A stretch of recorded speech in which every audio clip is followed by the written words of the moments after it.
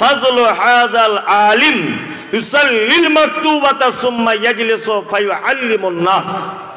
শোনো প্রশ্নকারী, ওই আলেম হচ্ছে আল্লাহর নিকটে সব থেকে প্রিয় যে আলেম মানুষকে দ্বীনের দাওয়াত দেয়, দ্বীনের আলোচনা যেখানে হয় সেখানে মানুষকে বসায়, বসে হাদিস এবং কোরআনের আলোচনা করে।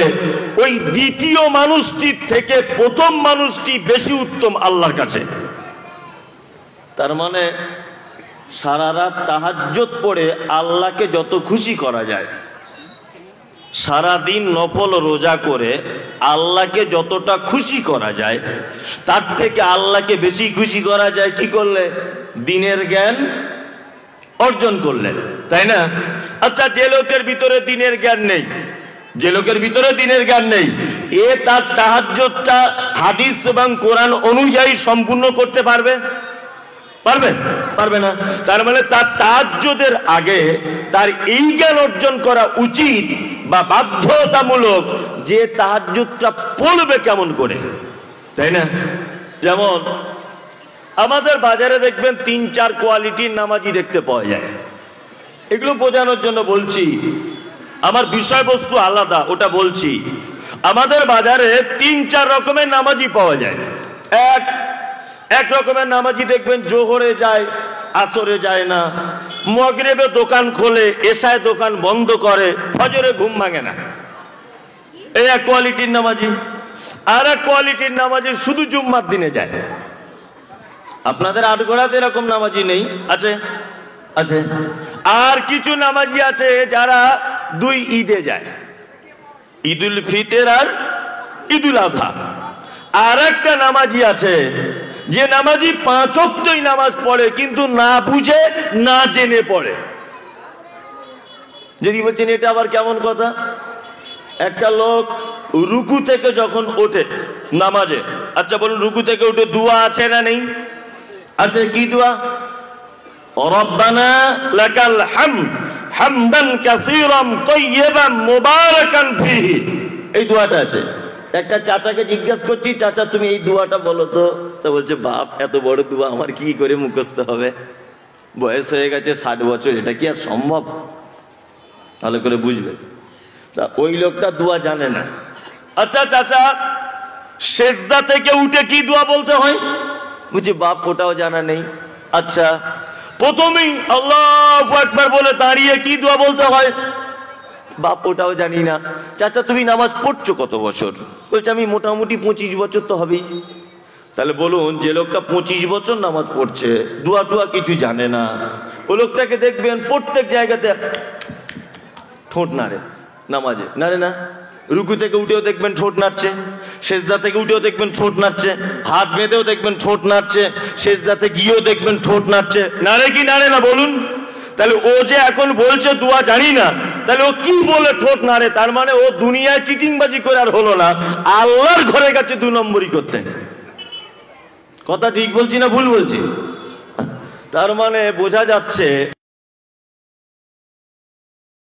আপনার ইবাদতটা কিভাবে করবেন সেই ব্যাপারে জ্ঞান অর্জন করা লাগবে কি লাগবে না? লাগবে। চলুন, আল্লাহ নবী সাল্লাল্লাহু আলাইহি ওয়াসাল্লাম তারপরে বলছেন, ফাজলু হাযাল আলিম ইউসাল্লিল মাকতুবাতা সুম্মা ইয়াজলিসু ফায়ুআল্লিমুন নাস। ওই আলেম হচ্ছে উত্তম যে আলেম মানুষদেরকে দ্বীনের জ্ঞান দান করে, ওই লোকটার থেকে যে লোকটা তাহাজ্জুদ পড়ে, যে লোকটা দিনে নফল নামাজ পড়ে। আর এই দুজনের ডিফারেন্সটা কতটা আল্লাহ নবী সাহাবীদেরকে বলছেন, কা ফাজলি আলা আদনাকুম। আচ্ছা, এখন আমি যদি বলি যে ইসলাম, আমাদের দুজনের মর্যাদা কতটা ডিফারেন্স হতে পারে? বেশুমার। পায়ের জুতো আমি আর তিনি মাথার তাজ, তাই না? একটা মেথর যদি বলি, একটা মেথরের সঙ্গে আল্লাহ নবী সাল্লাল্লাহু আলাইহি ওয়াসাল্লামের সম্মানের ডিফারেন্স কতটা হতে পারে? মানে এটা বোকামির প্রশ্ন, তাই না? আল্লাহ নবী সাল্লাল্লাহু আলাইহি ওয়াসাল্লাম বলেছেন, কাফাজি আলা আদনাকুম, আমি আর পৃথিবীর একটা একেবারে নিম্ন কোয়ালিটির লোক, তার মর্যাদা যতটা ডিফারেন্স, একজন আলেম যে দ্বীনের জ্ঞান দান করে তার সাথে একজন তাহাজ্জুদ পড়নেওয়ালা লোক, এদের সম্মানের ডিফারেন্স ততটা। আপনি ভাবতে পারছেন? তার মানে দ্বীনের জ্ঞান অর্জন করতে হবে। তাই এটা আলহামদুলিল্লাহ একটা ভালো পরিবেশ দ্বীনের জ্ঞান অর্জন করার, তাই না? ভালো পরিবেশ। এবার আপনাকে আর একটা হাদিস বলি। আমি বক্তব্য রাখি সোশ্যাল মিডিয়াতে, আর কিছু লোক আছে তারা বোঝে কম, বোঝে কম নয়, বোঝে একটু বেশি। তারা শুধু বলে মমতাজুল ইসলাম এর বিরুদ্ধে বলে আর ওর বিরুদ্ধে বলে। সারা জীবন তো মোবাইলে শুনেছেন আমি নাকি লোকের বিরুদ্ধে বলি, তা আজকে তো ডাইরেক্ট ধরে নিয়ে এসেছেন। তা আজকে আপনার সামনে আমি 1 ঘন্টা 2 ঘন্টা বক্তব্য রাখবো। দেখুন তো আমি কোনো দল, কোনো মত, কোনো পথ কারোর বিপক্ষে বলি না, আমি সঠিকটা বলি, এই কারণে আমি অপরাধী। দুটো একটা। আপনি তো মানুষ হিসাবে কিছু যাচাই বাছাই করতে পারবেন, পারবেন না? পারবেন। শুনতে থাকুন আপনি। নাম্বার 2, আল্লাহ নবী সাল্লাল্লাহু আলাইহি ওয়াসাল্লাম বলেছেন, মান সালাকা তারিকান ইয়ালতামিসু ফীহি ইলমান সাকাল্লাহু লাহু তারিকান ইলাল জান্নাত। কোন মানুষ যদি দ্বীনের জ্ঞান অর্জন করার জন্য বাড়ি থেকে যদি বার হয়, আল্লাহ নবী বলছেন তার রাস্তাটাকে প্রশস্ত করে দেওয়া হয়। তার রাস্তাটা এত প্রশস্ত করে দেওয়া হয় যে দুনিয়ার রাস্তা শুধু প্রশস্ত নয়, তার জান্নাতে যাবার রাস্তা পর্যন্ত আল্লাহ প্রশস্ত করে দেন যদি কেউ দ্বীনের জ্ঞান অর্জন করে। চলুন আর একটা হাদিস আপনাকে শোনানো যাক। মুহাম্মদ সাল্লাল্লাহু আলাইহি ওয়াসাল্লাম বলছেন, কোন মানুষ যদি দ্বীনের জ্ঞান অর্জন করার জন্য বাড়ি থেকে যদি বার হয়, লোকটা রাস্তাতে যদি মারা যায়, হাত্তা ইয়ারজিয়া ফাহুয়া ফি সাবিলিল্লাহ, যতক্ষণ না সে তার বাড়িতে না পৌঁছায়, আল্লাহ নবী বলছেন সে রাস্তায় মারা গেলেও সে শহীদের দরজা পেয়ে যায়। তা সুবহানাল্লাহ কালকে বলবেন যদি টাইম কম থাকে, না আজকে আর বলার দরকার নেই। এত আপনার ঠান্ডার সময় মুখ নষ্ট করে বলার প্রয়োজন আছে? প্রয়োজন নেই। এটা যদি বাংলাদেশের প্রোগ্রাম হতো প্যান্ডেল ভেঙে যেত সুবহানাল্লাহতে। মানে আমরা এত নিচে নেমেছি যে আল্লাহর নবীর একটা এত বড় কথা শুনে স্বতঃস্ফূর্ত ভাবে দিল খুলে, অন্তরটা খুলে সুবহানাল্লাহ আলহামদুলিল্লাহ শব্দটা বলবো, সেটাও আমাদের মুখে আর আসছে না। মানে একদম খাতামাল্লাহু আলা কুলুবিহিম, আমাদের অন্তরে আল্লাহ মরিচা ফেলে দিয়েছেন। কি বললাম বুঝলেন? জমিন अगर पत्थर हो तो बारिश से क्या होगा, दिल अगर पत्थर हो तो तकरीर से क्या होगा।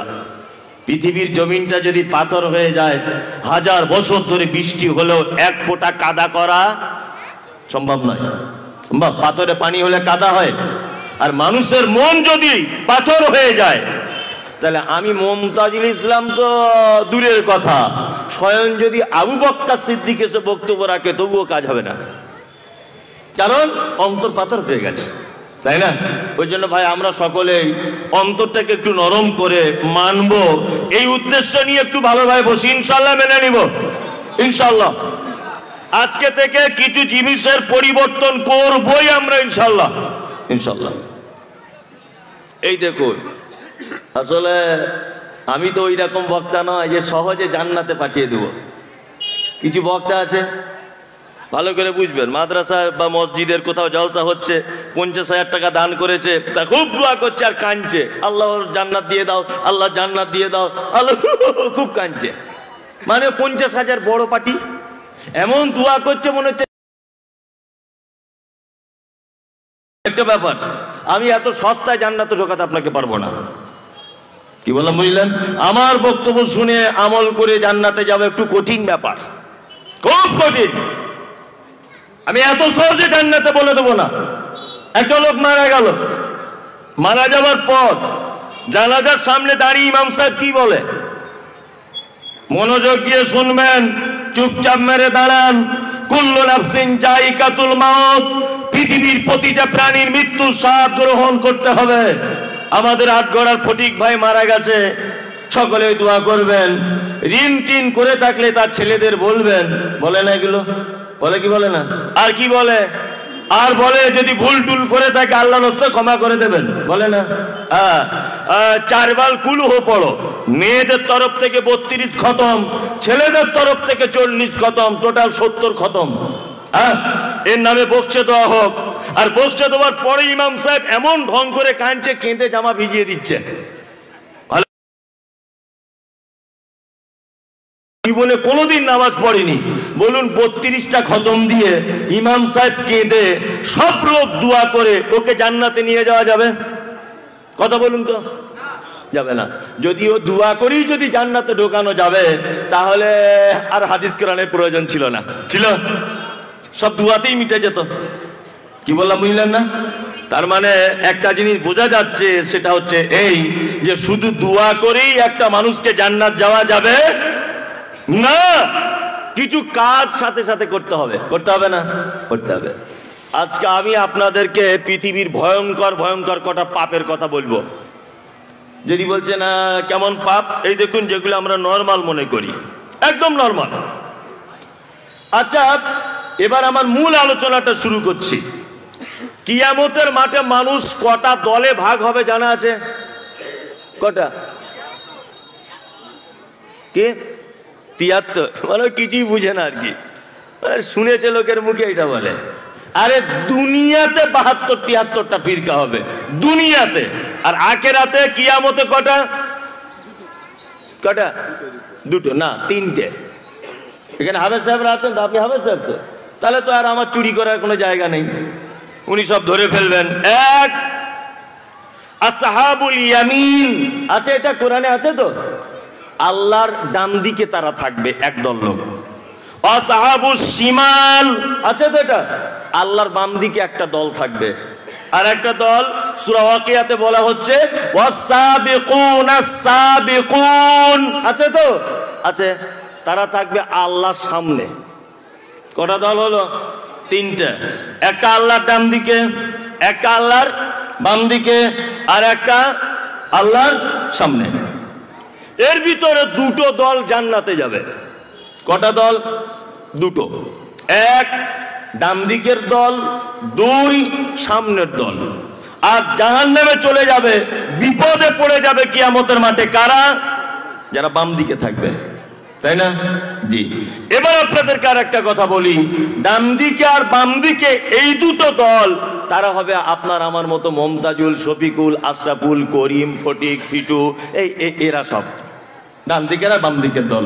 কি বললাম বুঝলেন? আর সামনের দলে কারা থাকবে? সামনের দলে থাকবে নবীগণ, সাহাবাগণ, শহীদগণ, সৎকর্মশীলগণ। কি বললাম বুঝলেন? ওরা আল্লাহ সুবহানাহু ওয়া তাআলার সামনে থাকবেন। তাহলে দুটি দল জান্নাতে, একটি দল জাহান্নামে, তাই না?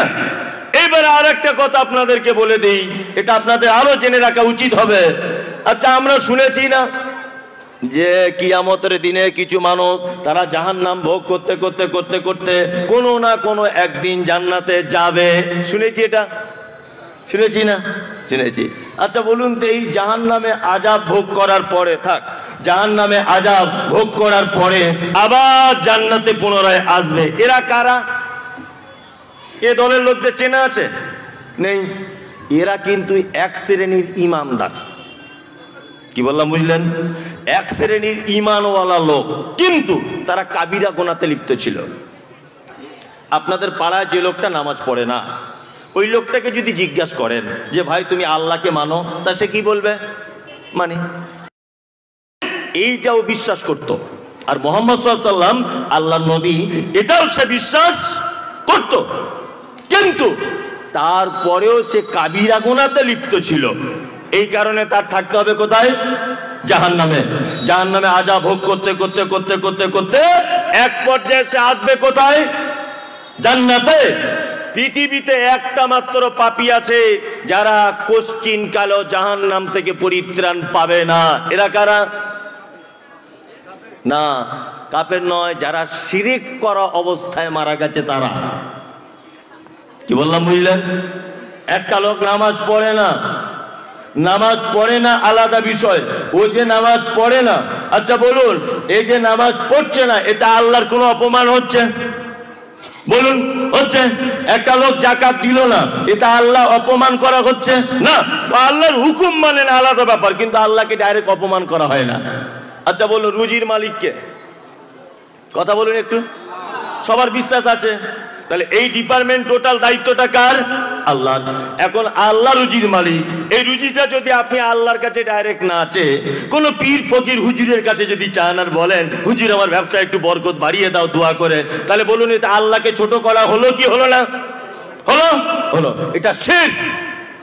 এই পাপ যদি কেউ করে কিয়ামতের দিন জাহান্নাম থেকে কষ্টিন কালেও কোনোদিন পরিত্রাণ পাবে না। যে শিরক করা অবস্থায় মারা গেছে, হাতে লাল সুতো পড়ে ঘুরছে। আরে বাবা লাল সুতো কেন? বলছি ওরে বাবা বরকতের সুতো অমুক মাজার থেকে এনেছি। ভালো করে বুঝবেন, অমুক মাজারে কি ঝুট মিল আছে? ঝুট মিল তো ডানকুনির এখানে আছে। ওই মাল রং করে অমুক জায়গায় চলে যাচ্ছে, গিয়ে বিক্রি হচ্ছে, বলছে বরকতের সুতো। আচ্ছা বলুন ওতে কোনো উপকার করতে পারে? পারে? পারে না। বলছে এটা প্রেম ভালোবাসার জন্য অষ্টধাতু। এটা এই অষ্টধাতুটা হচ্ছে বাড়ির গিন্নির কথা শোনে না, তাই কিছু লোক আছে না হাতে আংটি পরে ঘোরে। বলছে এই আংটিটা, বলছে এই আংটিটা ভালোবাসা বাড়ানোর জন্য স্বামী স্ত্রী। আর এইটা বলছে আমার বইয়ের ছেলে মেয়ে হয় না, তাই বলছে। কি বলছে না? আচ্ছা পাথর, এই অষ্টধাতু অমুক ধাতু তমুক ধাতু, এই পাথর আপনার কোনো কল্যাণ অকল্যাণ করতে পারে? পারে। এবার আপনাকে বলছি, হযরত ওমরের নাম শুনেছেন? শুনেছেন? এখানে হাজী সাহেব বা উমরা হজ বা ফরজ হজ করেছেন এরকম লোক আছেন? একটা হাত তুলুন তো। অনেকজন, আলহামদুলিল্লাহ অনেকজন আছেন। তাহলে আপনাদেরকে দিয়ে আমি একটা জিনিস প্রমাণ করবো। আপনারা, আমি দয়া করে বলছি একবার সার্টিফিকেটটা দেবেন সত্যি যেটা বলছেন আপনি। এক, আমি নিজে ঘুরে এসেছি। এক, যেখান থেকে তওয়াফ করা শুরু হয় গ্রিন সিগন্যাল যেখানে আছে, তাই না, তার আগের যে কোণটা, সেই কোণটার নাম হচ্ছে রুকনে ইয়ামানি। ঠিক বলছি তো? রুকনে ইয়ামানি। রুকনে ইয়ামানির পরের যে কোণটা তার নাম হাজরে আসওয়াদ, কোনায় আছে, তাই না? হাজরে আসওয়াদের পরে যে জায়গাটা তার নাম মাকাম ইব্রাহিম। তারপরে একটা এরকম ঘেরা আছে, জায়গাটার নাম হাতিম, তাই তো? হাতিমের ভিতরে দূরে কাজ করে নামাজ পড়ে হাজী সাহেবরা। ঠিক বলছি কিনা? ঠিক। তা কাবায় যে কোণাতে হাজরে আসওয়াদ আছে, মুহাম্মদ সাল্লাল্লাহু আলাইহি ওয়াসাল্লাম তিনি বলছেন যে পৃথিবীতে কয়েকটা জিনিস ডাইরেক্ট জান্নাত থেকে এসেছে, কয়েকটা জিনিস। তার ভিতরে একটা হচ্ছে হাজরে আসওয়াদের এই পাথরটা। কোথা থেকে এসেছে? জান্নাত থেকে। মুসলিম শরীফের হাদিস, আল্লাহ নবী সাল্লাল্লাহু আলাইহি ওয়াসাল্লাম বলছেন এই পাথরটা যখন আসে দুধের থেকেও সাদা ছিল। বানি আদমের পাপ এতে চুমু খেতে খেতে চুমু খেতে খেতে একেবারে আলকাতরার মতো কালো করে দিয়েছে। এখানে কেউ আছেন যে ওই পাথরে চুমু খেয়েছেন? খেতে পেরেছিলেন? আমিও খেয়েছি, ইনশাআল্লাহ আমিও খেয়ে এসেছি চুমু। সত্যি খুব মানে কালো। কি বললাম বুঝলেন? আচ্ছা, হযরত ওমর ভালো মানুষ ছিলেন না খারাপ মানুষ? ভালো মানুষ। হযরত ওমর ওই পাথরটার দিকে তাকিয়ে আঙুল বাড়িয়ে দিয়ে বলছেন, পাথর তোমার 10 পয়সাও কোনো দাম নাই, তুমি মানুষের উপকারও করতে পারো না, ক্ষতি করতেও পারো না, আমি তোমাকে কোশ্চিন কালো চুমু খেতাম না, শুধু আল্লাহর নবী চুমু খেয়েছিলেন তাই চুমু খাচ্ছি। তার মানে বোঝা যাচ্ছে জান্নাতের পাথর, সেই পাথর সম্পর্কে হযরত ওমর বলছে যে আমি তোমাকে কোশ্চিন কালো চুমু খেতাম না, আল্লাহর নবী চুমু খেয়েছিলেন তাই খাচ্ছি। তার মানে বুঝতে পারা গেল হাজরে আসওয়াদ একটা পাথর, ও আপনার কোনো ভালো মন্দ কিছু করে দিতে পারে না। এটা হযরত ওমর বলছে।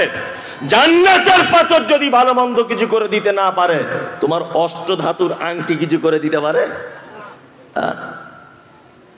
আশ্চর্য ব্যাপার, শিরক। কি বললাম বুঝলেন? আবার আমাদের হুজুরদের ফতোয়া এখন খুব কোয়ালিটি, পজিশন বুঝে ফতোয়া দেয় অনেক হুজুররা। জিজ্ঞেস করবেন যে হুজুর এটা হারাম না হালাল, বলছে করলেও ভালো না করলেও ভালো। ভালো করে বুঝবেন, তার মানে ও একটা অপশন রাখছে। হুজুর কেউ একটা লোক তাবিজ দিতে আসছে, ভালো করে বুঝবেন। তা হুজুর এটা চলবে কি চলবে না, বলছে দিলে দিতেও পারো, না দিলে আরো ভালো। ভালো করে বুঝবেন, ওটা ওনার মতো কথা বলে দিয়েছেন, তাই না? এবার আমি আপনাদেরকে একটা কথা বলছি, আল্লাহ পবিত্র আল কোরআনে কথা বলছেন, ওয়ানুনাজ্জিলু মিনাল কুরআন মা হুয়া শিফা, নিশ্চয় আমি কোরআন অবতীর্ণ করেছি মুমিনদের কল্যাণের জন্য। শিফা মানে আরোগ্যের জন্য মোমেনদের কোরআন অবতীর্ণ করা হয়েছে। আচ্ছা, আপেল খেলে শরীরে ভিটামিন হয় না? পুষ্টি হয় না? দেশি ডিম এটা খেলে শরীরে ডাক্তার বলে ভিটামিন বাড়ে না? আচ্ছা, কেউ যদি দেশি ডিম একটা বগলে করে নিয়ে ঘোরে, আপেল কেউ যদি গলায় বেঁধে নিয়ে ঘোরে, কাজ হবে? আমার এখন জ্বর হয়েছে, ডাক্তার প্যারাসিটামল দিয়েছে খেতে। আচ্ছা বলুন, আমি প্যারাসিটামলটা যদি বগলে করে নিয়ে ঘুরি বা লাল সুতো দিয়ে হাতে বেঁধে ঘুরি, আমার জ্বর ছাড়বে না। তার মানে যদি কেউ এটা মনে করে যে প্যারাসিটামল পকেটে নিয়ে ঘুরবো আমার জ্বর ভালো হয়ে যাবে, এ বোকা লোক না বুদ্ধিমান? বোকা, শুধু বোকা না, পচা বোকা, যা তা বোকা না। তা আল্লাহ বলেছে মোমেন তোমাদের জন্য কোরআন কি শিফা। আমাদের হুজুরেরা বলে দিয়েছে শিফা কোরআন, তার মানে বেঁধে ডান হাতে ঝোলাও, বাম হাতে ঝোলাও, কোমরে দাও, মাজায় ব্যথা, কানে যন্ত্রণা, মাথায় যন্ত্রণা, এখানে ব্যথায় দাও।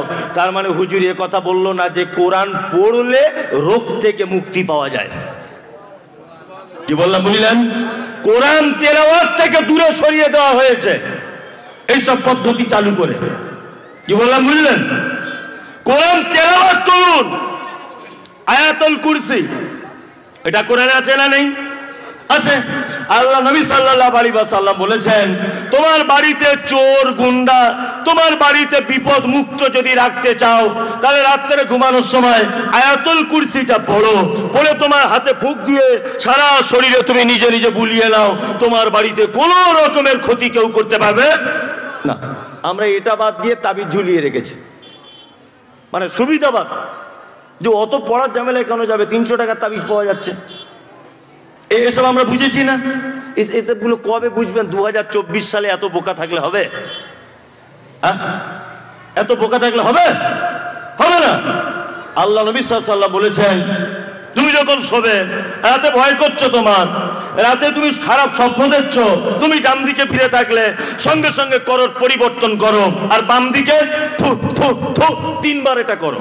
সাথে সাথে এই দোয়া পড়ো, আউযু বিল্লাহি মিনাশ শাইতানির রাজিম। খারাপ যদি কোনো স্বপ্ন দেখো, আর রাতে যদি গাটা তোমার ছমছম ছমছম করে ভয় টয় লাগে, মুআব্বিজাতাইন 4টে কুল পড়ো। কুল আউযু বিরাব্বিন নাস, কুল আউযু বিরাব্বিল ফালাক, কুল হুয়াল্লাহু আহাদ, কুল ইয়া আইয়ুহাল কাফিরুন। যে শিরিক করা অবস্থায় মারা যায়।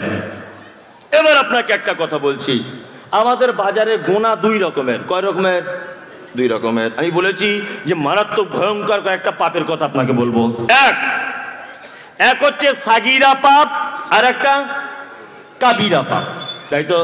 সাগীরা পাপ কাকে বলে? সাগীরা পাপ ওই পাপ, শুধু ছোট বললে হবে না, সাগীরা ওই পাপ যে পাপের জন্য মারাত্মকভাবে তওবা করা লাগে না, অন্যান্য ভালো কাজ করার মাধ্যমেই যে পাপ ক্ষমা হয়ে যায়। 2, সাগীরা ওই পাপ যে পাপের ব্যাপারে আল্লাহ কোনো কঠোর সাজা ঘোষণা করেনি। কি বললাম বুঝলেন? সাগীরা পাপ এমনি অন্য ভালো কাজের মাধ্যমে ক্ষমা হয়ে যায়। যেমন আল্লাহ নবী সাল্লাল্লাহু আলাইহি ওয়াসাল্লাম বলেছেন, তুমি যখন অজু করবে, তোমার অজুর এই জায়গা থেকে পানি যখন ঝরে পড়ে, তোমার ছোট ছোট পাপগুলো ঝরে পড়ে না?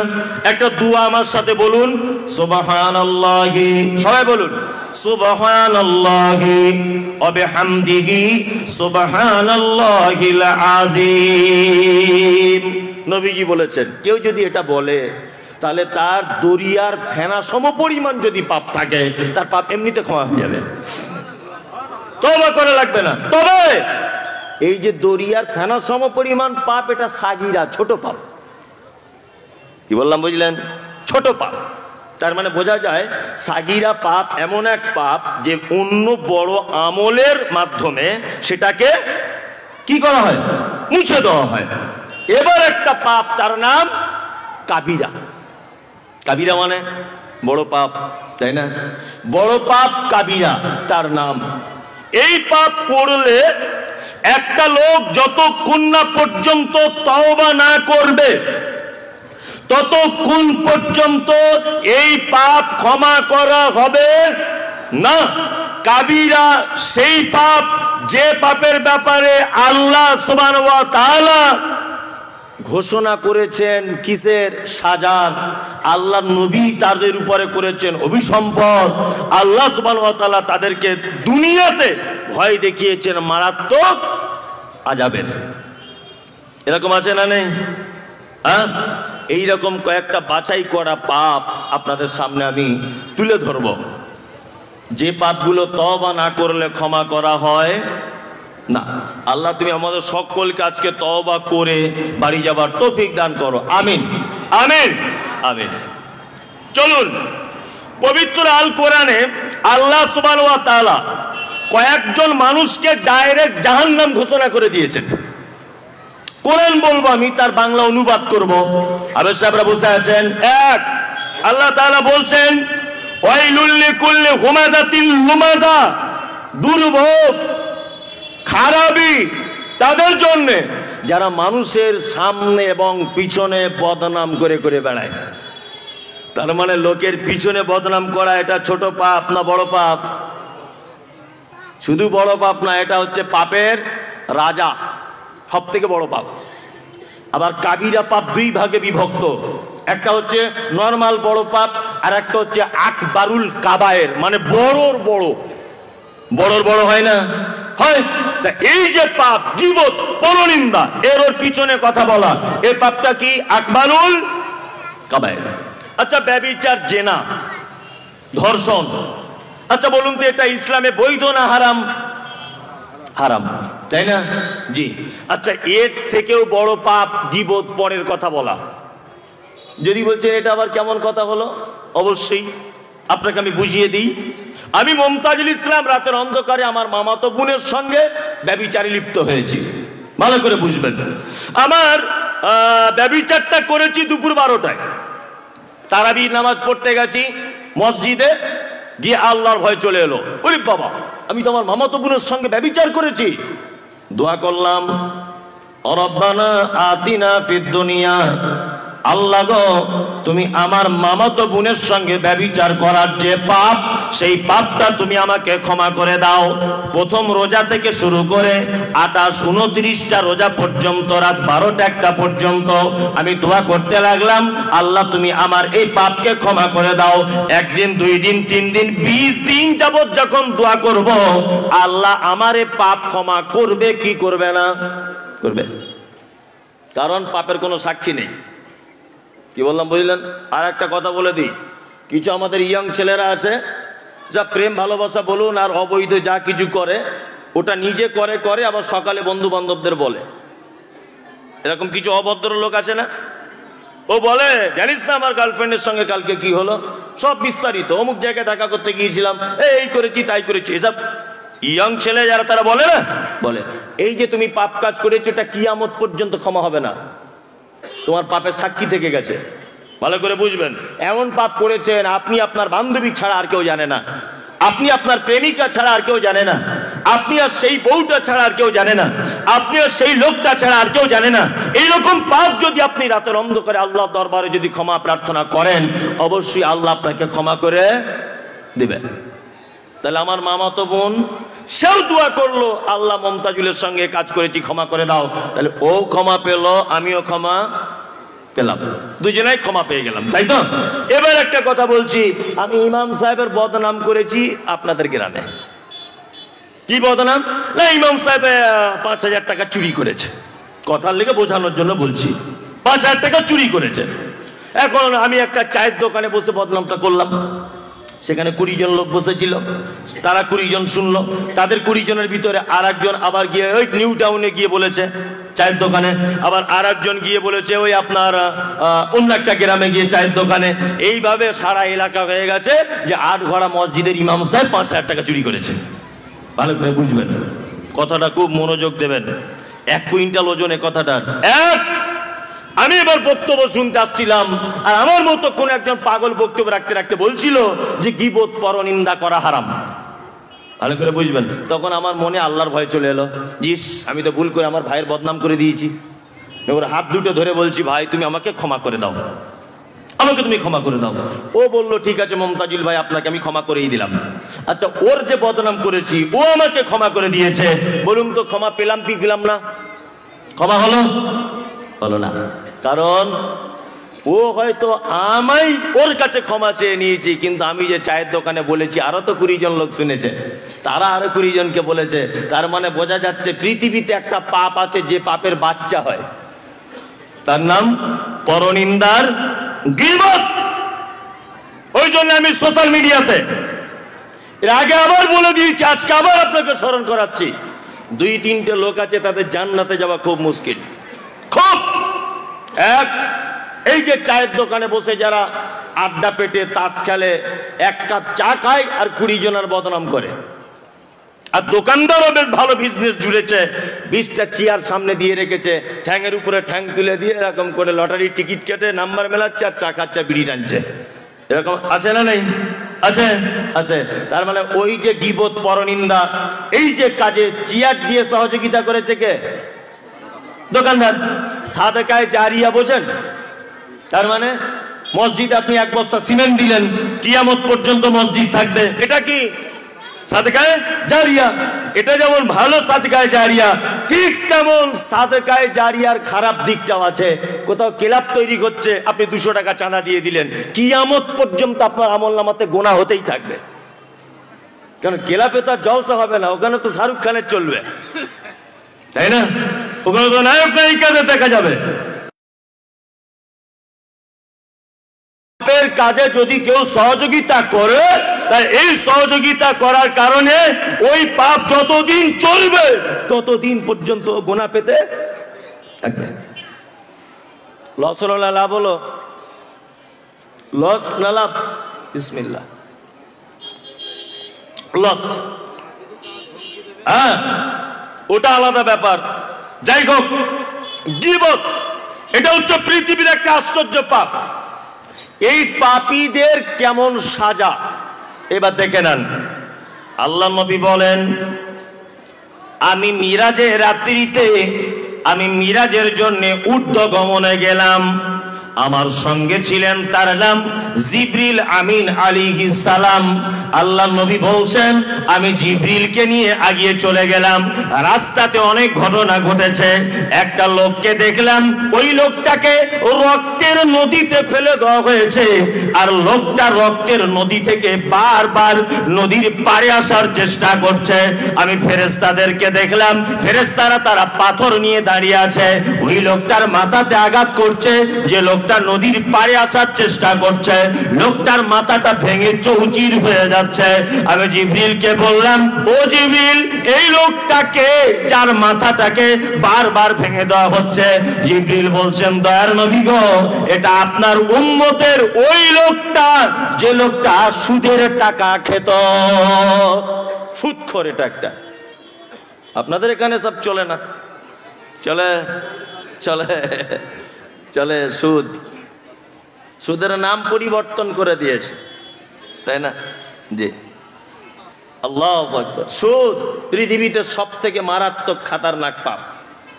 কত বড় খাতারনাক পাপ জানেন তো? পাপগুলো আপনাকে ধরিয়ে দিই।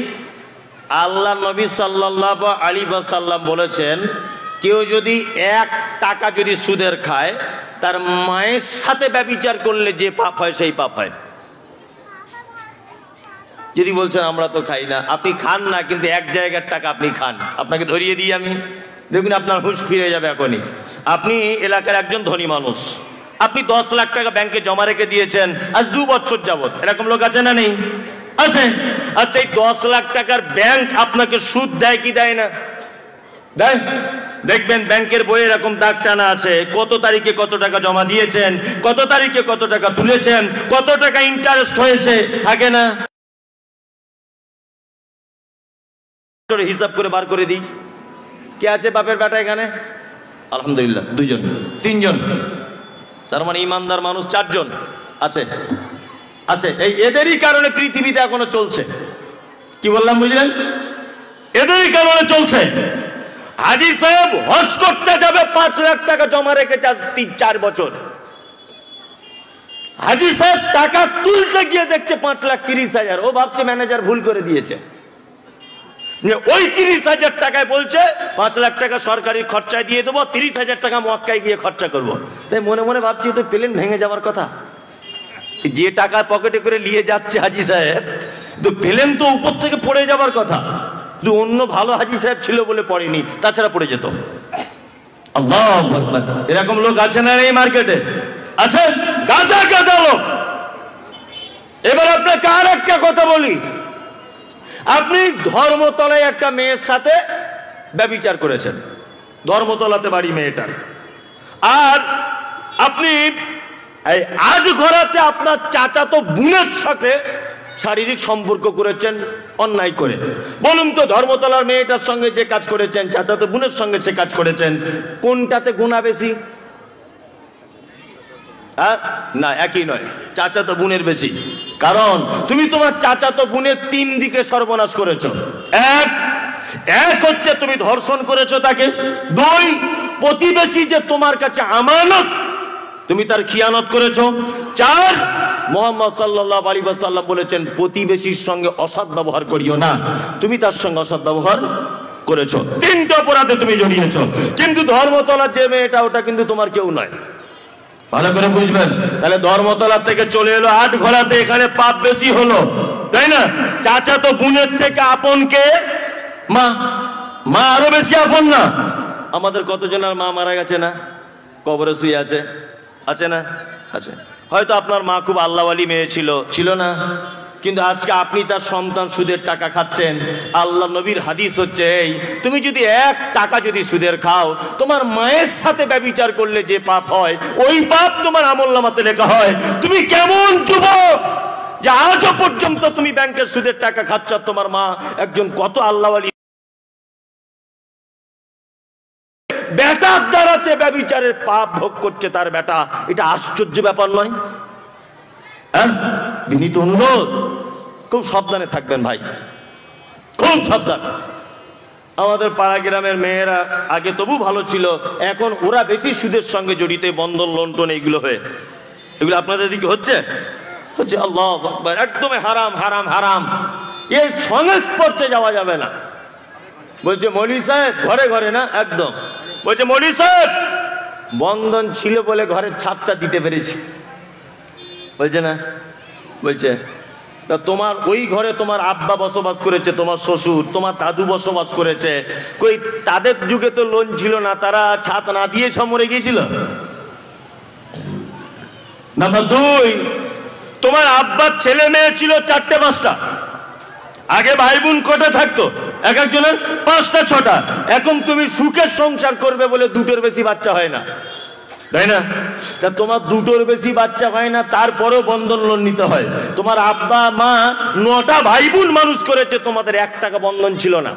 তারা সব না খেতে পেয়ে মারা গিয়েছিল? বলুন, মারা যায়নি। আসলে ঘটনা ওটা নয়, ঘটনা হচ্ছে তোমার ইনকামের থেকে চাহিদাটা বেশি হয়েছে, এই কারণে তুমি সুদের সঙ্গে জড়িত হয়ে যাচ্ছ। আমার সুরসার বেশি ভালো নয়, কাটা কাটা করে বলি, ভালো না লাগলেও শুনুন, নেকি পাবেন, আর ভালো লাগলে তো আলহামদুলিল্লাহ। কি বললাম বুঝলেন? কাবিরা পাও। আল্লাহ নবী বললেন, আমি আর একটু আগিয়ে গেলাম, আগিয়ে যাওয়ার পরে দেখলাম যে একদল লোক তারা দাঁড়িয়ে আছে, তাদের হাতের নখগুলো তামা দিয়ে তৈরি করা। কি দিয়ে? তামা। নিজের মুখের গোস্তটা টানছে ছিটছে, নিজের গোস্তটা টানছে ছিটছে। জিবরিলকে বললাম, এরা কারা? তখন জিবরিল আমিন বলছেন, এরা ওই লোকটা যারা পরনিন্দা গীবত করে করে বেড়াতো, ওর কথা একে ওকে বলে বেড়াতো। এরকম হয় না? হয় না? ওই জন্য আপনাকে বেশি কথা বলবো না, একটা কথা বলবো, চায়ের দোকানে এখানে ওখানে বেশি ওঠা বসা করবেন না, যত পারবেন বাড়িতে থাকবেন। কি বললাম বুঝলেন? যত পারবেন বাড়িতে থাকবেন। নাতিপুতি পোতাপুতি এদেরকে নিয়ে একটু আনন্দ করবেন, একটু খেলাধুলো করবেন, নাতিপুতিদের সঙ্গে সময় কাটাবেন, প্রয়োজনে একটা বই পড়বেন, প্রয়োজনে বহির বিশ্বের কিছু খবর টবর দেখবেন বসে বসে। বৌমারা রান্না বান্না করছে, আপনি শ্বশুর মানে বাপ, তাকে একটু পানিটা কল থেকে এনে দেন যদি আপনার ভালো লাগে। বৌমাটা ছোট বাচ্চা নিয়ে পারছে না, আপনি শ্বশুর হিসাবে তাকে মেয়ের মতো একটু সহযোগিতা করবেন। আপনার স্ত্রীর সঙ্গে সংসারের কাজে একটু ব্যস্ত থাকবেন, এইটা করে টাইম কাটান। আপনার কাছে অনুরোধ, আপনি হাজি সাহেব মানুষ, আপনি মুসলিম মানুষ, আপনি চায়ের দোকানে এখানে বসে আড্ডা দিতে যাবেন না। আড্ডা দিলেই আপনি পরের কথা নাই শুনবেন নাই বলবেন, দুটোর একটা, দুটোর একটা। তার মানে পাপ হচ্ছে না কি গোনা, নেকি হচ্ছে? পাপ হচ্ছে। কি বড় পাপ? কাবিরা। কি পাপ? কাবিরা। যে পাপের কারণে একটা মানুষ যাবে কোথায়? জাহান্নাম। তার মানে এর ওর কথা বলা এটা কি? কাবিরা পাপ। চারজনা বন্ধু মিলে বসে আছে, একজন বুলেট গাড়ি চেপে যাচ্ছে, একজন বুলেট গাড়ি চেপে যাচ্ছে। তা একজনা বলছে আর একজনকে, কি ব্যাপার হঠাৎ বুলেট গাড়ি চাপছে? আর একজন তখন বলছে, বুলেট গাড়ি চাপবে না, সব ভিতরের খবর আর শোনোনি নাকি? বলছে না শুনিনি তো। বলছে কলকাতা অমুক জায়গা থেকে 5 লাখ টাকা ঝেড়ে নিয়ে এসছে। ও ঝেড়ে নিয়ে এসছে, তোমার বাপ দেখতে গিয়েছিল, তুমি ওর ব্যাপারে বললে কেন? হ্যাঁ, পাড়ার একটা বউ অভাবের তাড়নায় কোথাও কলকাতা কোনো অফিসে কাজে যাচ্ছে বা কিছু একটা করছে, স্বামী টামি কেউ নাই। তা চায়ের দোকানে বসে বলছে, কি ব্যাপার বলতো, অমুকের বউ এত সুন্দর লিপস্টিক ঠোঁট পালিশ এটা ওটা করে কোথায় যায় বলতো? আর একজন তখন বলছে, দেখ মনে হয় কোথাও ব্যাপার আছে কিছু। ও আন্দাজে বলে দিলে। বলে কি বলে না? আল্লাহ কি বলছে? আল্লাহ বলছেন, ইয়া আইয়ুহাল্লাযীনা আমানু, তোমরা যারা ঈমান এনেছো, ইজতানিবু কাসীরাম মিনাজ জান্নি ইন্না বাযাজ জান্নি ইসমুন, নিশ্চয়ই তোমরা ধারণা করা থেকে বাঁচো, নিশ্চয়ই ধারণা অধিক বড় পাপ। আমরা ধারণা করে অনেক সময় কথা বলি না, বলি কি বলি না? এটা কি পাপ, গীবত। তবে গীবতটা আমাদের মেয়েদের ভিতরে বেশি, তাই না? মেয়েদের ভিতরে বেশি। ওই জন্য আমি এর আগেও বলেছি, আবার আজকে ডাইরেক্ট বলে দিয়ে যাচ্ছি যে আপনার বাড়িতে সবাইকে ঢুকতে দেবেন, পাড়ার কোনো মেয়ে ছেলেকে ঢুকতে দেবেন না। কি বললাম বুঝলেন?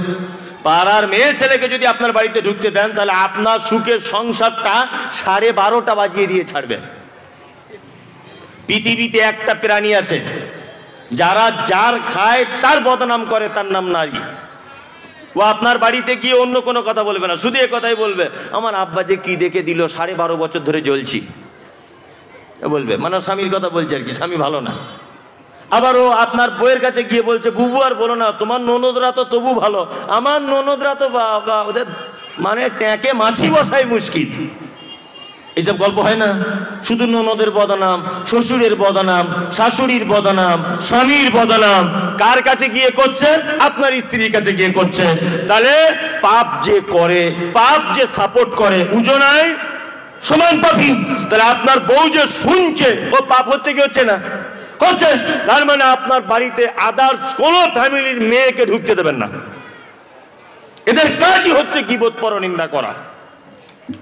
খুব সাবধানে থাকবেন, গীবত কাবিরা পাপ।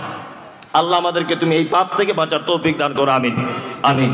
এই পাপ থেকে বাঁচার সব থেকে দুটো রাস্তা। এক, জবান আছে, ফালিয়াকুল খাইরান, উত্তম কথা বলুন, আওলাম ইয়াসমত, তাছাড়া চুপ করে থাকুন।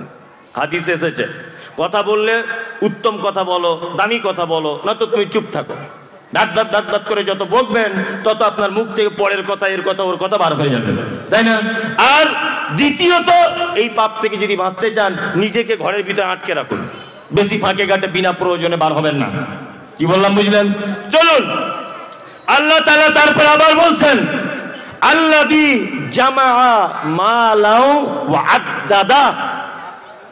পৃথিবীতে আর একটা পাপ, সেই পাপটা হচ্ছে এক শ্রেণীর মানুষ, তারা টাকা পয়সা সম্পদ জমা করে, করে না? আজকে 2 তলা বাড়ি, কালকে 4 তলা, তারপরের দিন 5 তলা। ভাই নামাজ পড়ো, আবার হাসতে হাসতে বলছে, আরে আমি নামাজ না পড়ে 5 তলা ফ্ল্যাটে বসবাস করি, তুমি নামাজ সারা জীবন পড়ে তো এখনো রিক্সা চালাও, কি পেলে? অনেক লোক এরকম আছে না? ও যদি এই কথাটা বলে, তাহলে ওর সাথে সাথে বেঈমান হয়ে যাবে। কথা ভালো করে বুঝবেন। একটা লোক নামাজ পড়ে না, তাকে গিয়ে বলছি যে ভাই আপনি নামাজটা পড়ুন। ও যদি বলে, হুজুর খুব লজ্জা লাগছে, নামাজ পড়তে পারছি না, সত্যি পড়া লাগে, এর বাঁচার রাস্তা আছে। ওই যে নামাজ পড়ো যেটা মানে লজ্জা করছে, ও আল্লাহর হুকুমকে ইনকার করেনি। কিন্তু যে লোকটাকে নামাজের কথা বলতে গেলাম, ও তখন বলছে, এই সব ফালতু কথা বলো না তো, তুমি নামাজ পড়ে কি পেলে? বলে কি বলে না? ওর সাথে সাথে ও বেঈমান হয়ে যাবে। কারণ আল্লাহর একটা ফরজ, কানুনকে ইনকার করার কারণে ওর আর ঈমান অটুট থাকতে পারে না। আল্লাহ তাআলা বলছেন আল্লাযী জামা মাল ওয়াদাদা, মাল জমা করো।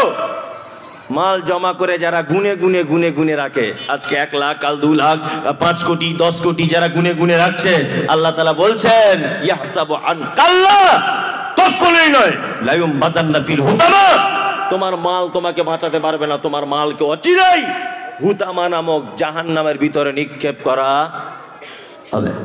পৃথিবীতে কিছু মানুষ আছে না, যারা হারাম হালাল দেখাশুনো নেই, টাকা ইনকাম করতে পারলেই হলো। করছে কি করছে না? করছে না। তার একটা দুনিয়া কেমন জায়গা। অনেক তো ওয়াজ নসিহত শুনেছেন, অনেক বক্তব্য শুনেছেন, ওরে বাবারে মারে কানে হাত দিয়ে একেবারে 1.5 ঘন্টা সুর ধরে নিল। দক্ষিণ পাড়ার সুর ধরেছে, উত্তর পাড়ায় গিয়ে ছাড়ছে, এরকমও তো জলসা শুনেছেন, তাই না? ও বাবারে মারে আমার দাদু এই করেছে, আমার বাপ এই করেছে, ওইসব গল্প চলবে না এখন। কোরআনে বাংলাটা শুধু বলে দেন, পৃথিবীতে এর থেকে ভালো বক্তব্য আর কোনো বক্তব্য নেই। আচ্ছা বলুন, আচ্ছা নেই? পৃথিবী কেমন জায়গা আপনাকে বলছি, আপনি একে শুনুন। আপনি এখানে আসুন। কি নাম আপনার? বাবর আলী গাজী, তাই তো? এই গ্রামে বাড়ি আপনার? আচ্ছা, ও যেখানেই বাড়ি হোক, পৃথিবী কেমন জায়গা এটা আপনাকে আমি একটা দৃষ্টান্ত পেশ করছি এই লোকটাকে দিয়ে। আল্লাহ শুধু মানুষকে একটা শিক্ষা দিচ্ছি। আচ্ছা, আপনার বয়স কত মোটামুটি বলুন? 70। আপনার আব্বা বেঁচে আছে? কত বছর আগে মারা গেছে? 30 বছর? আচ্ছা, ওই রকম গিয়েছে। 30 বছর আগে লোকটার আব্বা মারা গেছে। পৃথিবী কার নাম সেটা আপনাকে দেখাচ্ছি, সবাই একটা শিক্ষা গ্রহণ করুন। আচ্ছা, আপনি সত্যি কথাটা বলবেন, একদম মিথ্যার আশ্রয় নেবেন না। আর আপনি মিথ্যা বলেন না, এটা আমি জানি, কারণ আপনার দেখে বোঝা যাচ্ছে আপনি মিথ্যা বলতে পারেন না। আচ্ছা, এই 30 বছরে কোনোদিন আপনার আব্বার কবরের পাশে গিয়ে বলেছেন যে আল্লাহ আমার আব্বাকে একটু ক্ষমা করে দাও? সত্যিটা বলুন না। বসুন। এর নাম পৃথিবী। 30 বছর ওর আব্বা মারা গেছে, 30 বছর আগে কবরে শুয়ে আছে। ওনার আব্বা কিন্তু সারা জীবন ইনকাম করেছে আর ভেবেছে আমার ছেলের ভবিষ্যৎ করছি। করেছে না? যাই করুক, একটা অটো কিনলেও তো কিনেছে, 1 শতক জায়গা কিনলেও তো কিনেছে, একটা লুঙ্গি কিনলেও তো কিনেছে। ওর আব্বা কিন্তু চেয়েছিল আমার বেটার ভবিষ্যৎ করব, নামাজ কাজা হয়ে যায় যাক, আমার বেটার ভবিষ্যৎ করছি, রোজা কাজা হয়ে যায় যাক, আমার বেটাদের ভবিষ্যৎ করছি, টাকা ইনকাম করছি। এটা ওনার আব্বা ভেবেছিল কিভাবে? 30 বছর আগে কবরে শুয়ে আছে লোকটার, টাইম হলো না 30 বছরে একবার কবরের পাশে গিয়ে বলা যে আল্লাহ তুমি আমার আব্বাকে ক্ষমা করে দাও। আপনি কি ভাবছেন? কোটি কোটি আপনার নাকি টাকা শুনলাম, বিশাল এখানে রাজারহাটের বুকে আপনার 20 তলা নাকি বিশাল বড় ফ্ল্যাট কেনা আছে আপনার। এখনো বেটার ভবিষ্যৎ করছেন, 1 ওয়াক্ত মসজিদে নামাজ পড়ছেন না। এখন আপনার নাকি দাড়ি রাখলে কুটকুট করে। এখন আপনি গাঁটের উপরে প্যান্ট পরলে আপনার নাকি বয়স কমে যায়। এখন আপনি পাকা চুলে কালো করেন, যা হারাম, কঠোরভাবে হারাম। পাকা চুল কালো করা হারাম। মুহাম্মদ সাল্লাল্লাহু আলাইহি ওয়াসাল্লাম বলেছেন, কেউ যদি পাকা চুলে কালো যদি করে, ও তো জান্নাতে ঢুকবে না, জান্নাতের সেন্ট পর্যন্ত পাবে না। তুমি এখনো পর্যন্ত চুল কলপ করে, গাঁটের নিচে কাপড় পরে, দাড়ি চেঁচে, ফোম দিয়ে জুত করে, ফক সেন মনে রাস্তাতে ঘুরছো, বেটার ভবিষ্যৎ করছো। এখনো পর্যন্ত মুয়াজ্জিন আজানের ডাকে তুমি মসজিদে যাও না। তুমি মরে গিয়ে দেখো, তোমার 4 বেটা জীবনেও তোমার কবরে গিয়ে বলবে না যে আল্লাহ আমার আব্বাকে ক্ষমা করে দাও। কখনো বলতে পারে না। প্রমাণ এই দেখুন, প্রমাণ। কথাটা বাস্তব বললাম না অবাস্তব? বাস্তব নয়? কার ভবিষ্যতের জন্য আপনি নামাজ কাজা করছেন? কার ভবিষ্যতের জন্য আপনি রোজা ছাড়ছেন? কাকে ভরণ পোষণের জন্য আপনি হারাম হালাল দেখছেন না? বেটা বেটিদের জন্য তো। আপনি মরে গিয়ে দেখুন, শুধু ইমাম সাহেবকে আপনার বেটা এসে বলবে লাশ বেশিক্ষণ লাগতে নেই, তাড়াতাড়ি করুন। আপনি মরুন, আপনার স্ত্রী বলছে না তোমায় ছাড়া বাঁচবো না। দুজনে এক ঘরে শুয়েছিলেন, রাত 2টোর সময় আপনার স্ত্রী উঠে দেখছে স্বামী মরা। বলুন ও ঘরে আর থাকতে পারবে? পারবে? পারবে না। তার মানে বোঝা যাচ্ছে আপনার নিঃশ্বাস যতক্ষণ, আপনার পৃথিবীতে প্রেম ততক্ষণ। আপনি কোটিপতির ঘরের ছেলে, কোটিপতি ঘরের মেয়ের সঙ্গে আপনার বিয়ে হয়েছিল, কোন কারণে আজকে আপনি ভিখারি। দেখবেন আপনার কোটিপতি স্ত্রী অন্য ছেলের সঙ্গে কট লাইন জুড়েছে, ধনী লোক বলেছে। তার মানে বোঝা যায় আপনার টাকা যতক্ষণ, আপনার প্রেম ততক্ষণ, আপনি ততক্ষণ ভালো লোক, আপনি ততক্ষণ ভালো বাপ যতক্ষণ আপনার ছেলেকে আপনি R15 মোটরসাইকেল কিনে দিতে পারবেন, অ্যাপেলের সেট কিনে দিতে পারবেন। আপনি ততক্ষণ পর্যন্ত ভালো জামাই যতক্ষণ শ্বশুর বাড়িতে মাটির হাঁড়িতে বড় রসগোল্লা নিয়ে যেতে পারবেন। আপনি ততক্ষণ পর্যন্ত ভালো ছেলে যতক্ষণ পর্যন্ত আপনার আব্বা মায়ের কাছে লাখ লাখ টাকা ইনকাম করে এনে মায়ের হাতে দেবেন। কি বললাম বুঝলেন নাই? বিনীত অনুরোধ, আপনার এই পৃথিবী ক্ষণস্থায়ী জায়গা। এই দেখুন তার প্রমাণ, মোড়ে শুয়ে আছে। 30 বছর আগে একবারও লোকটা গিয়ে বলেনি আল্লাহ আমার আব্বাকে ক্ষমা করে দাও। তা ওর আব্বা মারা গেছে 30 বছর আগে, আর আপনি এখন মরবেন 2024-এ। এই মডেলিং যুগে আর আপনার বেটা আপনার কবরটাই কোথাও আর মনে থাকবে না। কি বলছি বুঝছেন না? ওই জন্য বলছি ভাই, নিজে কিছু আমল করুন। কি বললাম বুঝলেন? আল্লাহর ভাষা শুনুন। আল্লাহ তাআলা বলছেন আল্লাযী জামা মালা ওয়া আদ্দাদা, যারা মাল জমা করে করে রাখে, ইয়াহসাবু আন্না মালাহু আখলাদা, যারা মনে মনে ভাবে যে আমার মাল আমাকে বাঁচাবে। মাল বাঁচাতে পারে? পারে? পারে না। বামফ্রন্টের সব থেকে বড় কমরেড ছিলেন, নাম জ্যোতিবাবু, তাই না? বেঁচে আছে না? প্রিয়রঞ্জন দাস মুন্সি, নাম শুনেছেন? যার বক্তব্যের ভিতরে জাদু ছিল, জাদু। বেঁচে নেই? আছে? নেই। পৃথিবীতে কেউ বেঁচে থাকবে না। শাহজাহান নেই, আলমগীর নেই, কেউ বেঁচে থাকবে না। সবাইকে ছেড়ে চলে যেতে হবে। আল্লাহ তাআলা বলছেন ইয়াহসাবু আন্না মানাহু আখলাদা, যারা ভাবে যে আমার মাল আমাকে বাঁচাবে, আমার সম্পদ আমাকে বাঁচাবে, বাঁচাতে পারবে? আল্লাহ বলছেন কাল্লা, আল্লাহ নিজে বলছেন কাল্লা, কখনোই নয়। লায়ুম বাজান্না ফিল হোতামা, অচিরেই তোমার সম্পদকে হোতামা নামক জাহান্নামে নিক্ষেপ করে দেওয়া হবে। খুব সাবধানে থাকবেন। জাহান্নাম দেখেছেন কেউ? আমরা দেখেছি? আল্লাহ জাহান্নামের বর্ণনা দিচ্ছেন, একটু শুনবেন। আল্লাহ জাহান্নামের বর্ণনা দিচ্ছেন, ওমা আদরাকা মাল হুতামা। আল্লাহ তাআলা নবীকে বলছেন, নবী আপনি জানেন হুতামা কি? নারুল্লাহিল মুকাদা, যেটা আল্লাহর নিজস্ব তৈরি করা প্রজ্বলিত আগুন। আল্লাতী তাত্তালিউ আলাল আফইদা, জাহান্নামের আগুনের এত তাপ যে মানুষের অন্তঃকরণ পর্যন্ত পুড়িয়ে ছাই করে দেওয়া হবে। ইয়াহসাবু আন্না মানাহু আখলাদা। আর আল্লাহ তাআলা বলছেন ওমা আদরাকা মাল হুতামা নারুল্লাহিল মুকাদা আল্লাতী তাত্তালিউ আলাল আফইদা ইন্নাকা আলাইহিম মুসাদা। শুধু জাহান্নামে মানুষকে ভরা হবে না, জাহান্নামে মানুষকে বাঁধা হবে। ফি আমাদিম মুমাদ্দাদা, বাঁধা হবে কিসে? এই যে আগুনের খুঁটিতে তাদেরকে পেঁচিয়ে পেঁচিয়ে বেঁধে রাখা হবে। কি বললাম বুঝলেন? এর নাম জাহান্নাম। এবার আপনাকে একটা কথা বলি, জাহান্নাম তো অনেক দূরের ব্যাপার। এই বাচ্চা কাচ্চা, চুপ করো, খুব একদম কথা বলিও না, এইদিকে ফিরুন। জাহান্নাম তো অনেক দূরের কথা। জাহান্নামের আগের একটা স্টেশন আছে, তার নাম কিয়ামতের মাঠ। আছে না? আছে? আছে। কিয়ামতে যে হবে এটা বিশ্বাস সকলের আছে না? সকলেরই আমাদের আছে। চলুন, কিছুদিন আগে তুরস্কের মাটিতে একটা ভূমিকম্প হয়েছিল, সোশ্যাল মিডিয়াতে আপনারা দেখেছেন। এই ভূমিকম্পটা বৈজ্ঞানিক তথ্য হচ্ছে যে মাটি থেকে 8000 ফুট নিচে এই ভূমিকম্পটা হয়েছিল। তার ফলে উপরের বিল্ডিংগুলো থর করে কাঁপতে কাঁপতে সব পড়ে গেল। কত মানুষ মারা গেল, কত অসহায় নারী পুরুষ তারা ভাঙার স্তূপের ভিতরে ঢুকে খেতে না পেয়ে সব জীবন চলে গেল। দেখেছেন না? দেখেছেন। তাহলে এটা হচ্ছে পৃথিবীর ভূমিকম্প। এরকম ভাবে কাঁপতে কাঁপতে কি হয়? বিল্ডিং গুলো পড়ে যায়। কিয়ামতের দিনের ভূমিকম্প কেমন হবে? আল্লাহ তাআলা বলছেন ইজা জুলজিলাতিল আরযু জিলজালাহা ওয়া আখরাজাতিল আরযু আসকালাহা। কিয়ামতের দিবসের ভূমিকম্প যে মহা ভূমিকম্প, আল্লাহ বলছেন ওয়া আখরাজাতিল আরযু আসকালাহা। ঢালাই মেশিন দেখেছেন? বালি পাথর সিমেন্ট একসঙ্গে দেওয়া হয় আর উপরের মাল নিচে, নিচের মাল উপরে ঘোরে না। আল্লাহ বলছেন ওয়া আখরাজাতিল আরদু আসকালাহা, মাটির তলার জিনিস উপরে তুলে দেওয়া হবে, উপরের জিনিস তলায়, উপরের জিনিস তলায়, তলার জিনিস উপরে, এইভাবে ঘুরতে থাকবে কিয়ামতের দিনের ভূমিকম্প। কিয়ামতের দিনের ভূমিকম্প কেমন? পবিত্র আল কোরআনে কথা বলছে, ইয়া আইয়ুহান নাসু তাকু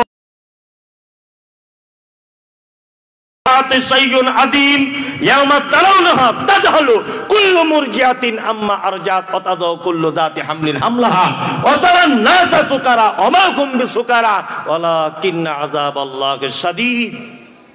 কিয়ামতের দিবসটা আপনাকে এখনই দেখাচ্ছি, দেখুন কেমন হবে। কিয়ামতের দিন একজন মা তার বাচ্চা নিচের দিক দিয়ে পড়ে যাবে, গর্ভবতী মহিলা তার বাচ্চা নিচের দিক দিয়ে পড়ে যাবে, বুঝতে পারবে না যে আমার বাচ্চাটা কেমন করে হলো।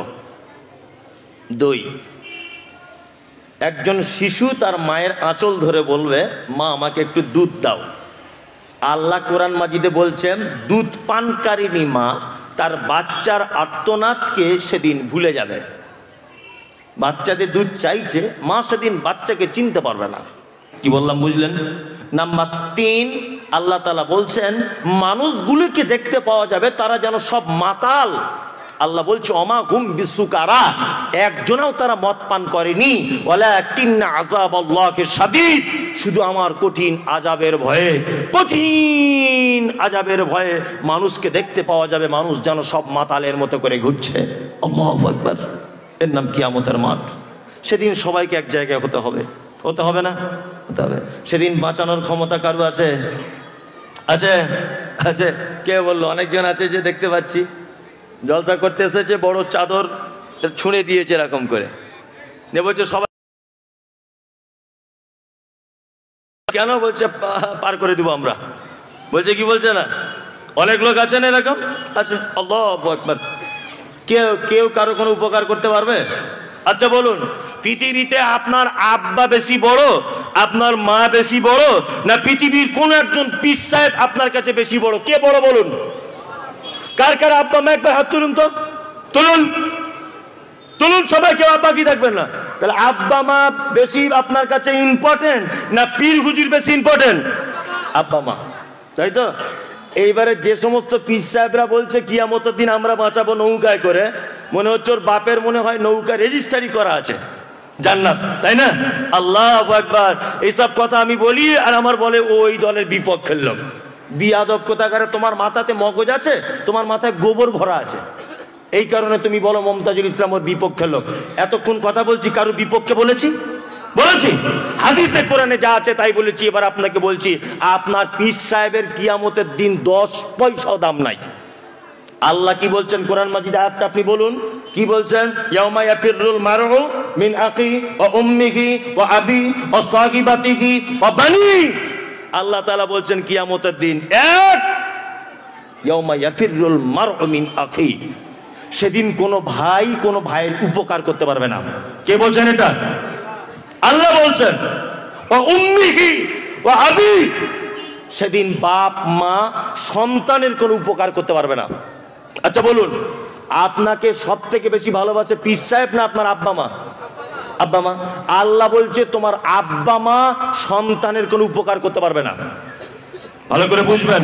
ওয়া উম্মিহি ওয়া আবি ওয়া সাহিবাতিহি ওয়া বানি, তোমার স্ত্রী তোমার কোনো উপকার করতে পারবে না, তোমার বেটা তোমার কোনো উপকার করতে পারবে না। আল্লাহর ভাষা, বেটা কোনো উপকার করবে না, মা কোনো উপকার করতে পারবে না, আব্বা কোনো উপকার করতে পারবে না, তোমার প্রতিবেশী কোনো উপকার করতে পারবে না।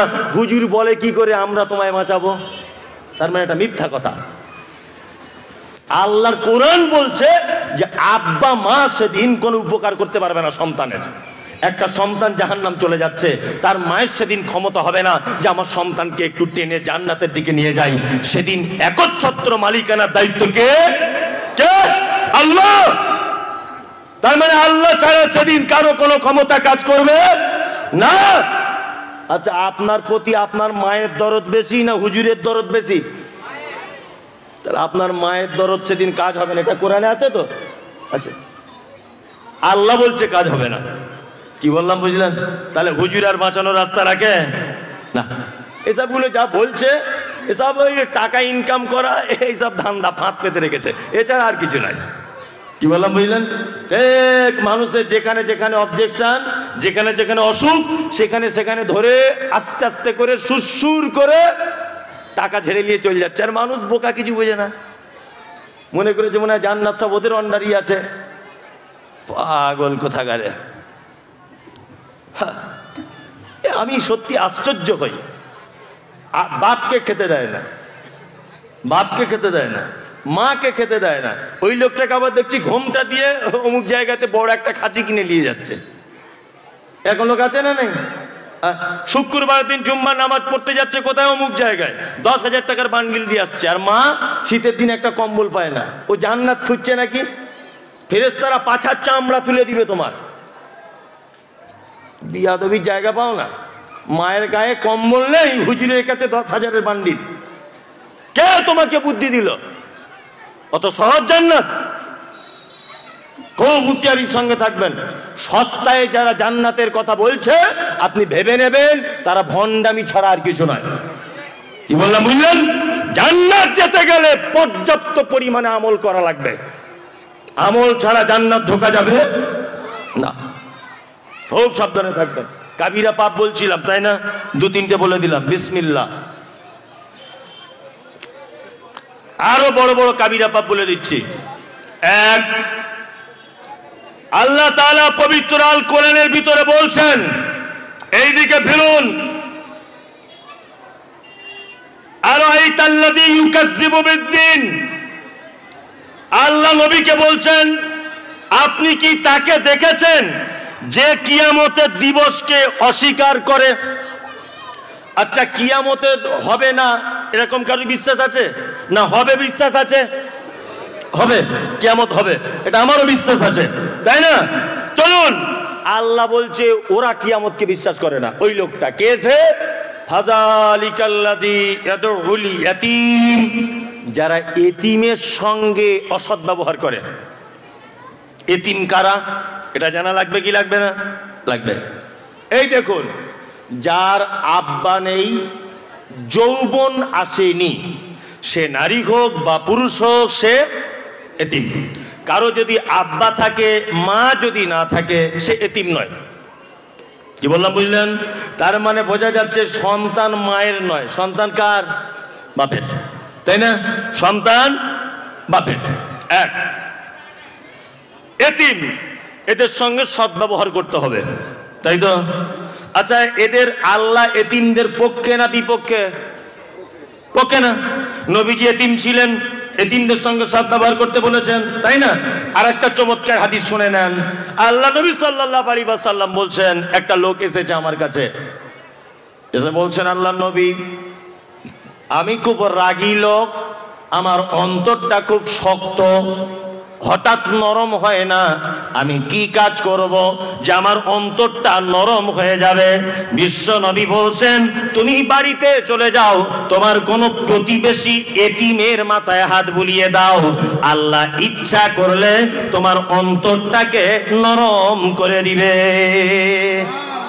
তোমার এতিম বাচ্চার মাথায় হাত বুলিয়ে দাও।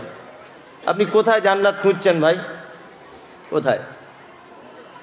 আল্লাহু আকবার। এই যে দোকানে যাচ্ছেন চকলেট ক্যাডবেরি কিনতে, আপনার ছেলের জন্য আপনি 10 টাকা দামের 2টো ডেয়ারি মিল্ক ক্যাডবেরি কিনেছেন। আপনাদের গ্রামে একটা ছেলে অ্যাক্সিডেন্টে মারা গেছে কিছুদিন আগে, তার একটা ছোট্ট ছেলে ওই আপনি যখন ক্যাডবেরিটা কিনছেন বারবার এরকম করে দেখছে, বারবার এরকম করে বারবার দেখছে। আপনি আপনার নাতির হাতে 2টো ক্যাডবেরি দিলেন, আর আনন্দ করতে করতে দাদু বলে গালে চুমু খেয়ে বাড়ি চলে এলো, তাই না? আপনি ইমানদার লোক নয়, কখনোই নয়। আপনার উচিত ছিল ক্যাডবেরি একটা ভেঙে অল্প একটুকু হলেও ওই এতিম বাচ্চা ছেলেটার হাতে যদি আপনি দিতেন, আল্লাহর আরশ কেঁপে যেত। কোথায় আপনি জান্নাত খুঁজছেন ভাই? কোথায়? হ্যাঁ, মানব সেবা করুন, মানুষের পাশে দাঁড়ান, এখানেই জান্নাত আছে। কি বললাম বুঝলেন? আবার আমি একটা কথা বলি, অনেক সময় প্রথম যখন লকডাউন হয়, আল্লাহর কসম, প্রথম যখন লকডাউন হয় তখন শিয়ালদা প্ল্যাটফর্মে গেছি, আমার একটা রুগী ভর্তি ছিল, ওই নীলনতন নাকি হসপিটাল, ওইটাতে আর কি। তা আমি 4 চাকা করে গেছি, আমি আমার স্ত্রী দুজনা, থানা থেকে পারমিশন নিয়ে। তখন প্রথম লকডাউন, গাড়ি ঘোড়া চলতে দিচ্ছিল না। তা গেলাম, গিয়ে ওই শিয়ালদা প্ল্যাটফর্মের কাছে একটা দোকানপাট, রেল টেল সব বন্ধ, কিছুই নেই। এরা দেখছি সব ঘুরছে, আর একটা লোককে দেখছি, লোক বলা মানে ওই আমাদের মতো 30-32 বছরের ছেলে, টক টক টক টক করছে চেহারা, আর একটা খুব সুন্দরী মহিলা তার সাথে। দুজনা দেখছি 4 চাকা গাড়ি করে, কাঁধে করে ব্যাগ নিয়ে ওই বিরিয়ানির টাইপের কি একটা খাবার, ওই খাবারগুলো প্রত্যেক পাগলদেরকে দিচ্ছে, আর 1 বোতল করে পানি। যত পাগল আছে প্ল্যাটফর্মে শুয়ে। তা আমার মনের ভিতরে একটা কৌতূহলী হলো যে এত মহান কাজ করছে লোকটা, নিশ্চয়ই কেউ হবে। গিয়ে বলছি, ভাই আপনার নাম কি? তার নাম শুনে যা বুঝলাম লোকটা খ্রিস্টান। তাই বললাম, ভাই আপনি এটা কেন করছেন? বলছে, দেখুন সবাই সবার চিন্তা করছে, প্ল্যাটফর্মে সব দোকান বন্ধ, এই পাগলগুলো দোকানদারদের ময়লা আবর্জনা খেয়ে তারা দিন যাপন করে, এমন একটা পরিস্থিতি পাগলগুলো না খেতে পেয়ে মারা যাবে। ওই জন্য আমি আমার স্ত্রী দুজনা ওই আমাদের কলকাতা চিড়িয়ামোড় দমদমে বাড়ি, ওখান থেকে আমরা এই হালকা খাবার কিছু নিয়ে পাগলাগুলোকে প্রত্যেক দিন আজকে 3-4 দিন হলো বিলি বন্টন করছি। তা আমি তখন বলছি, ভাই আপনাকে একটু সোশ্যাল মিডিয়ার জন্য ফটো তুলতে পারি? বলছে, না না না, একদম ফটো তুলবেন না, আমি পৃথিবীর কাউকে দেখানোর জন্য এই কাজ করছি না, আমি ঈশ্বরকে খুশি করার জন্য এই কাজ করছি। আল্লাহু আকবার। মুসলিম নয়, খ্রিস্টান, কিন্তু তার বিশ্বাস যে আমি শুধু এটা করছি কার জন্য? ঈশ্বরকে খুশি করার জন্য। আপনি ফটো করবেন না, ফটো করতে আমাকে দিল না। আর আমরা শীতকালে কাউকে 2টো ছেঁড়া কম্বল দিচ্ছে, পঞ্চায়েতটা 12 জন ক্যামেরা নিয়ে দাঁড়িয়ে আছে এরম করে, তাই না? লকডাউনে কেউ কাউকে সর্ষের তেল দিয়েছে, তা ফেসবুকে লিখছে, আমার নিজের চাচাতো ভাইকে 4 কেজি সর্ষের তেল, 2 কেজি মুসুরি, 12 কেজি চাল দিয়ে সহযোগিতা করলাম, ফেসবুকে লিখে ছাড়ছে। আচ্ছা, যার বাপের ব্যাপারে লেখা হয়েছে তারও মেয়ে জামাই কুটুম এটা থাকতে পারে কি পারে না? তার মেয়ে শ্বশুর যখন দেখবে যে, তার মেয়ে যখন দেখবে যে আমার আব্বা অনুদান পেয়েছে গরিব বলে, ফেসবুকে আমার আব্বার ফটোটা দেওয়া হয়েছে, তার মেয়েটা শ্বশুর বাড়িতে মনের দিক দিয়ে ভেঙে পড়বে কি পড়বে না? অপমান হবে কি হবে না? হবে। ওই জন্য মুহাম্মদ সাল্লাল্লাহু আলাইহি ওয়াসাল্লাম তিনি বলেছেন, তুমি ডান হাতে দাও, তোমার যেন কেউ জানতে না পারে। সিররা ওয়া আলানিয়া, কোরআনে শব্দ এসেছে, তুমি প্রকাশ্য দান করতে পারো, তুমি গোপনেও দান করতে পারো, তবে গোপনটা উত্তম। গোপনটা কি উত্তম? সোশ্যাল মিডিয়াতে আমায় দেখেছেন, আমার একটা বর্ধমানে, ওখানে আমি থাকি, মহিলা মাদ্রাসা আছে, এতিমখানা, এতিমদের দেখাশুনো করি, আল্লাহ আমাকে দিয়ে করায়, যাই হোক। তা